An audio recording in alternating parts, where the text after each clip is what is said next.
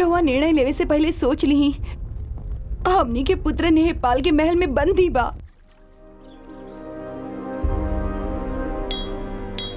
होने देखिए, सतकर्णी राजा अपन पुत्र के युद्ध में लेके जा रहल बने। हमनी के उनका से युद्ध करे के चाहिए। पिताश्री, हमनी कोनो युद्ध में जा रहल बानी का?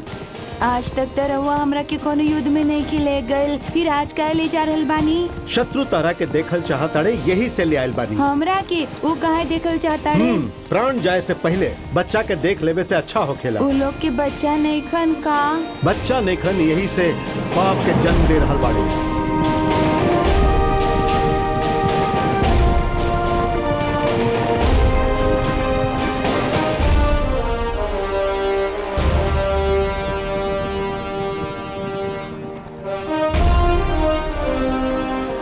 सतकर्णी के सेना के मार दे रहल बानी रउआ। अगर हमनी के पुत्र के कुछ पहल तो हम जीवित ना रहब।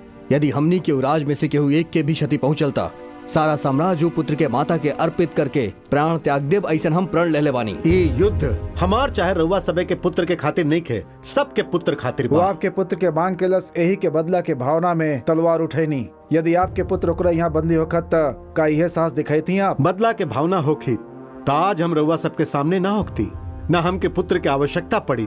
हम राउर युवराज लोग के बचाइब, लेकिन रउआ सभे के रानी के मुख देख के हमने शत्रु के अंत नहीं कर सकत। इस सतकर्णी मातृत्व के दास है। हम अपन पुत्र के लेके जाइब और राउर पुत्र सबके बचाइब।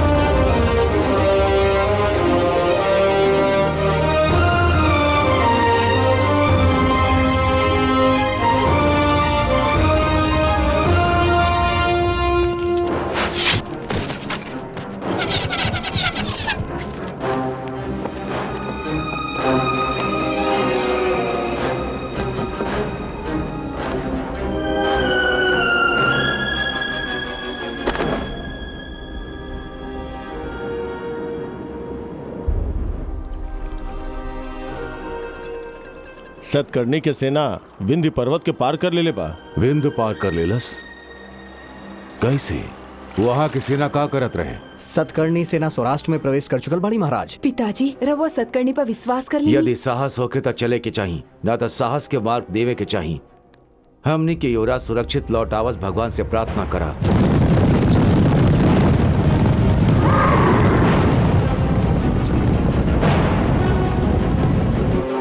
नहपान से युद्ध करे खातिर सतकर्णी राजा निकल चुकल बाड़े।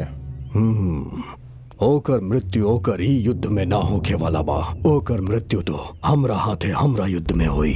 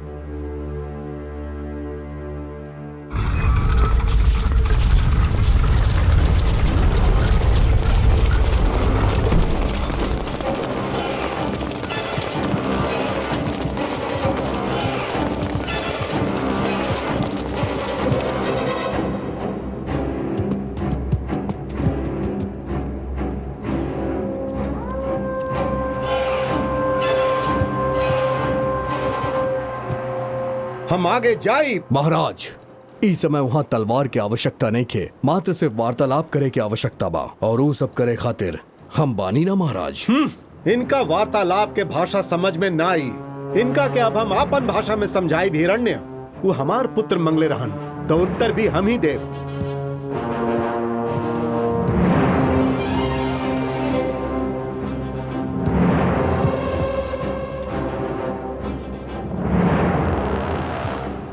पिताश्री, ए समय हमनी के माता कहानी सुनावेली, रवा ना सुनाइब का?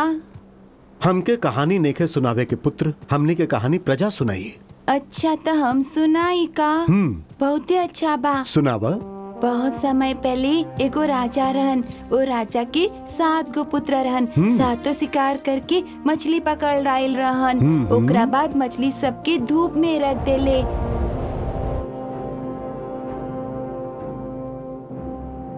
बात के मान रख के अपन पुत्र के साथे लेनी है खातिर राउर अभिनंदन बा। हम नेपान चक्रवर्ती के भगिना विषभदत्त हई। अब अपन पुत्र के साथे अपन तलवार भी मामा महाराज के चरण में जाके समर्पण कर दी। कहानी अच्छा बा पुत्र, तू रुक काहे गईला? आगे बोला। फिर वो मछली सबके का भइल बतावा। उस सब 7 मछली में एगो मछली ऐसन रही जौन धूप में ना सूख पाइल। काहे ना सूख पाई? ये लइकन के खेल ना हा, हमार सेना से मृत्यु के खेल बा।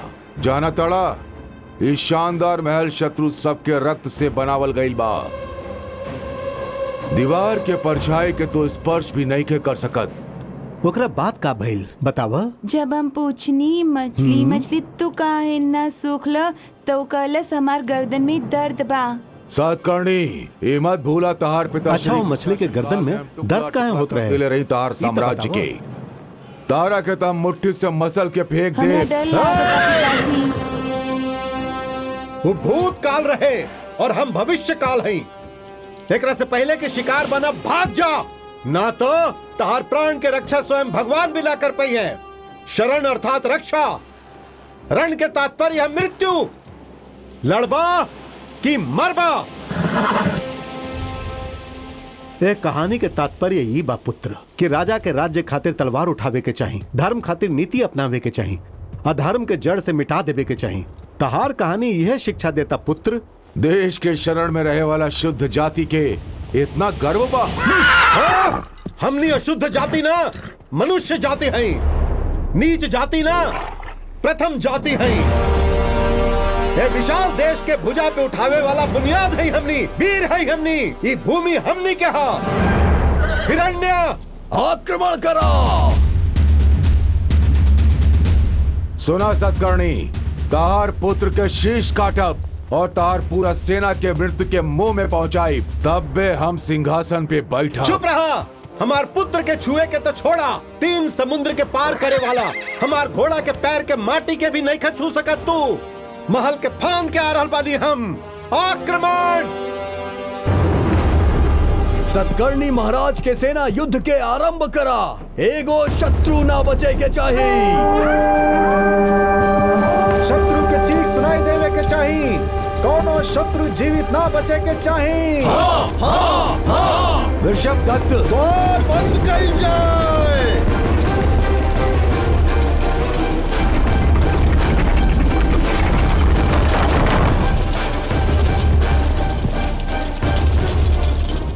हमनी के शत्रु के चीख सुनाई देवे के चाहिए। कोनो शत्रु जीवित ना बचे के चाहिए। जय हमनी के बा। जय हो गए सतकर्णी महाराज के। जय हो गए, जय हो गए, जय हो गए। अग्नि के गोला तैयार करो।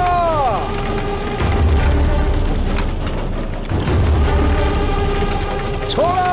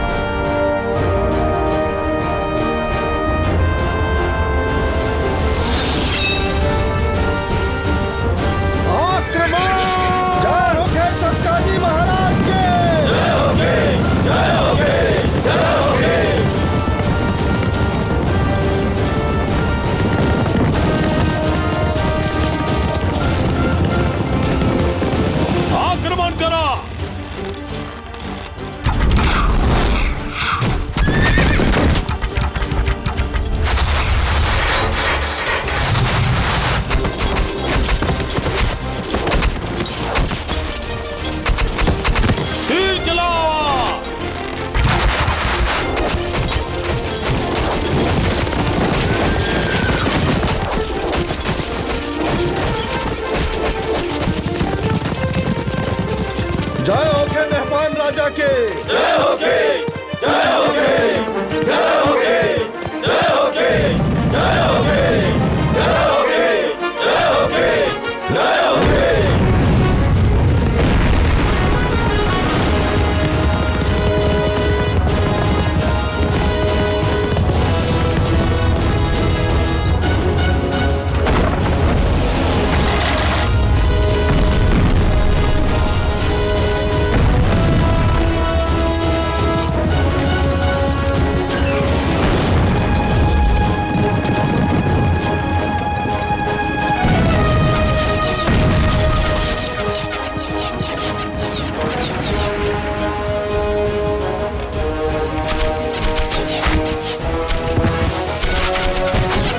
आक्रमण करो।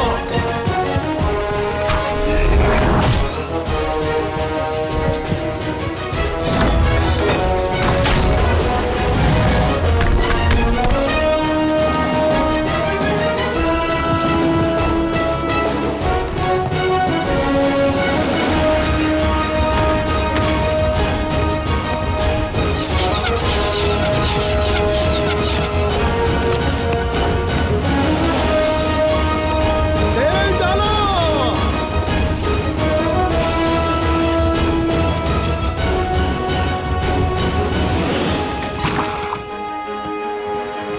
अग्नि बाण छोड़ो।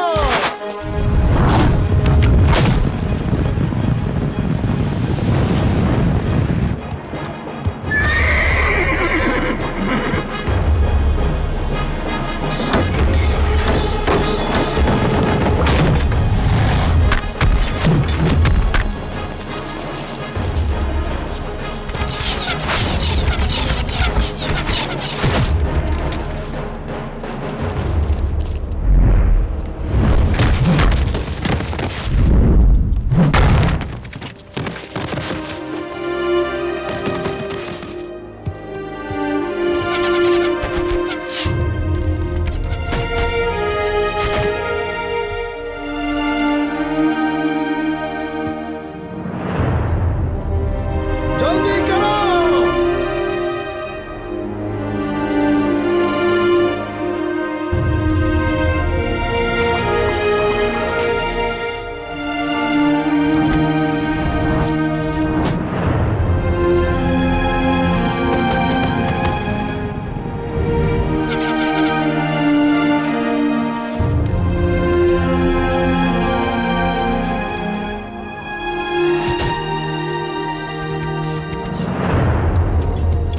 का भइल? महाराज, दीवार तुरल बहुत कठिन बा और हमनी आपन आधा सेना भी खो चुकल बानी।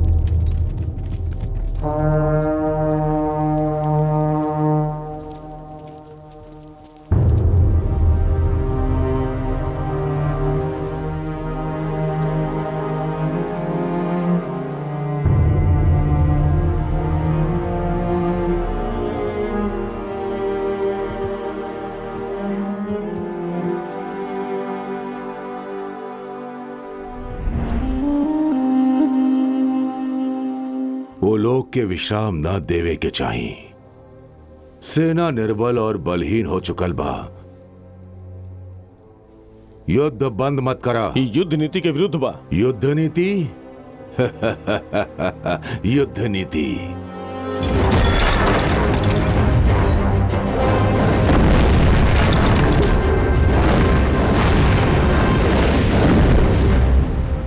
महाराज, ई त अधर्म हा। सूर्यास्त होखे के बाद विराम के आवाहन हो चुकल बा। ऊ नीच फिर भी युद्ध कैल ना छोड़लस। काल प्रातः काल कैसे भी करके हमनी के महल में प्रवेश करे के पड़ी, ना तो हमनी पराजित हो जाए। महाराज,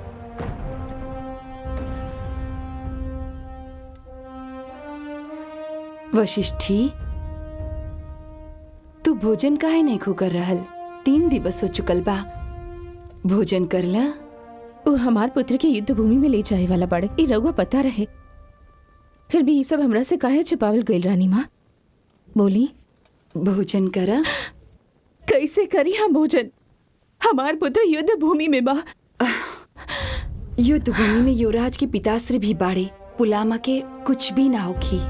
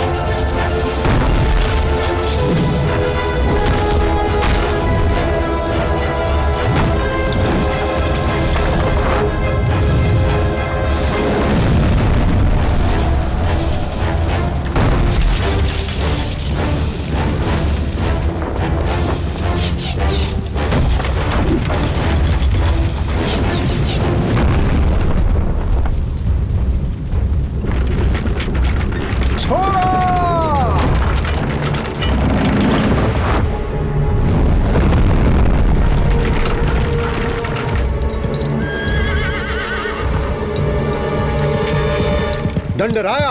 महाराज, वो लोग हमनी पर चारों ओर से प्रहार कर रहल बाड़न। हमनी के गोला वहां तक नहीं पहुंच पा रहल। हमनी अंदर ना गए तो पराजित हो जाए। महाराज, आपन पुल तोड़ दा। आपन पुल तोड़ दी। तोड़ दा। सब लोग वहां से हट जा। हट जा। पीछे हट जा।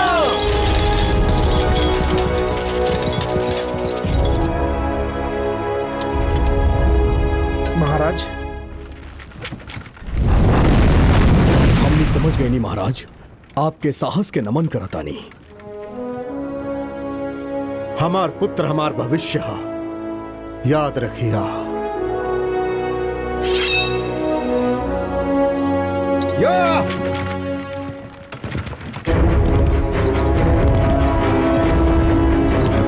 तैयार रहो। लगावा। छोड़ दो।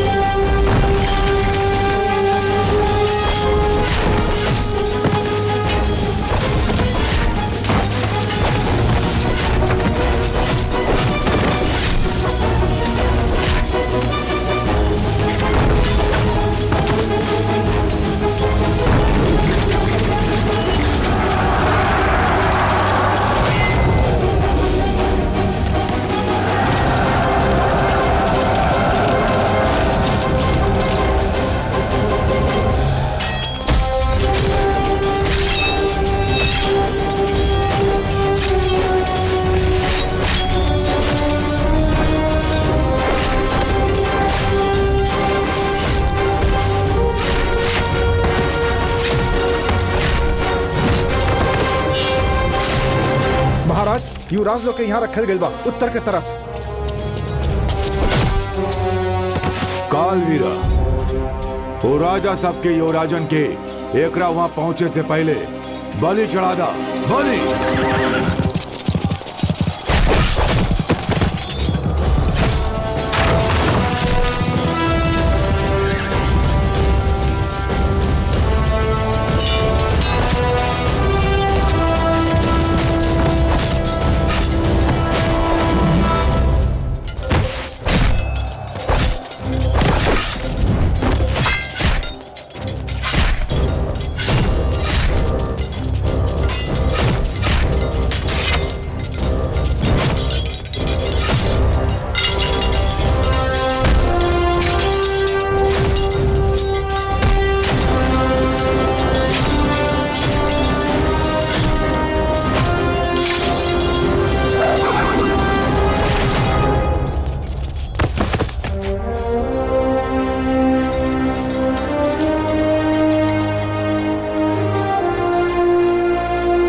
महाराज, वो युवराज सबके सतकर्णी बचा ले बा। अब हमरा ओकर पुत्र चाहिए।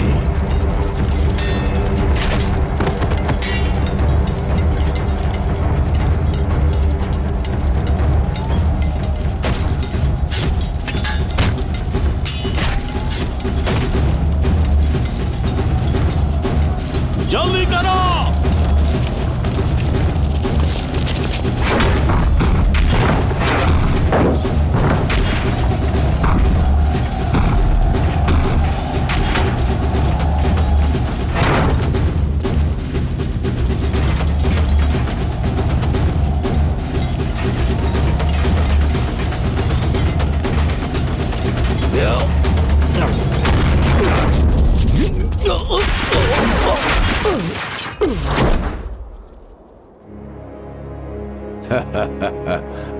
आप बोल बुढ़ऊ, पहले तोरा के मृत्यु दी कि एकरा के?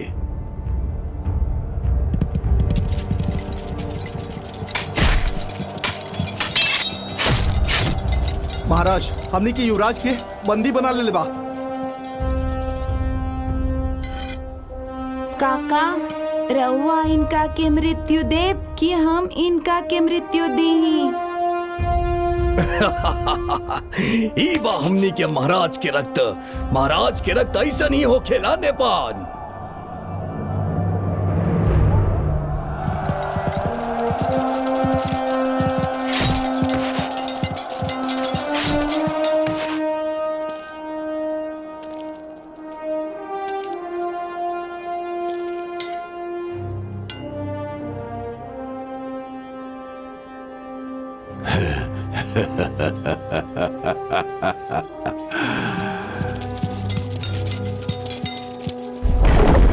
सतकर्णी,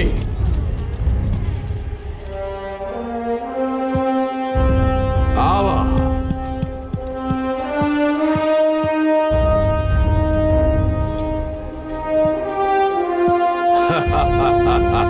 अब तू बोला, शरण में किरण में। समय नहीं के बाचल मित्र, शरण में कि रण में?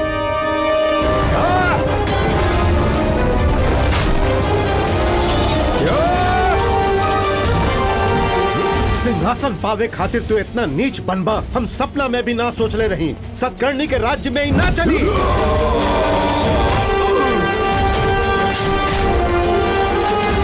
मेहपान, ये युद्ध हम अपन पुत्र चाहे तहार भूमि खातिर ना कहनी हा, आवे वाला शासन खातिर कहनी हा। एक्के भूमि पर इतना राज्य बार बार युद्ध ना होके के चाहिए। आज युद्ध के अंत होके ही रही।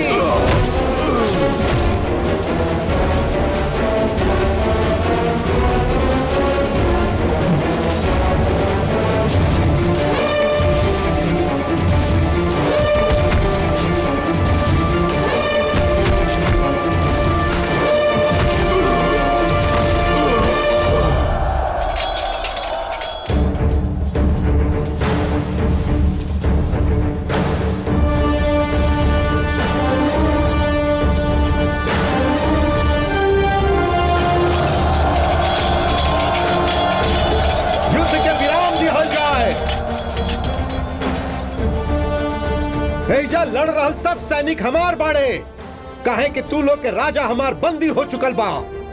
सुना वृषभदत्त, एकर शीश कटला के बाद ये राजपाट हम तहरा के सौंप दे। शांति से राज्य के पालन करिहा। सतवाहन के दूत बन के तहार सहायता हिरण्य करिहे। हिमाद्री से लेके दक्षिण समुद्र तक, सह्याद्री से लेके पूर्व समुद्र तक, अन्न कलिंग गदम गलबरा, होसन कुंतला कोंकण विदर्भ, अवंती अनूपा भीरा प्राता, कुकरू आकरा असरा अस्मिका, मुलक मलवा महिषा मगध, चेरा चोरा पांड्या सौराष्ट्र सब मिलके एक के प्रांत होकी, एक के भारत राज्य होकी। जय होके। एगो राज्य के मतलब सब राज्य के मिलावल ना होखेला, भाषा भी मिले के चाहिए, जो नहीं हो सकत। ओकरा के एक करे के विचार अपन दिल से निकाल दा। इस सब लोग मरे वाला पड़े। हमार मित्र यवन से आवे वाला बा, विश्व विजेता हूँ। वो ग्रीक वीर सब के तू लोग रोक ना पाई। हाँ, यवन से आवे चाहे कहीं और से आवे, या तारा जैसा अपन देश कहे वाला कोनो देश से आवे, ओकरा के हमने ये है भूमि के धरती पर जीवित मृत्यु दे। हाँ, आवे दो लोगन के, हमने तैयार बानी।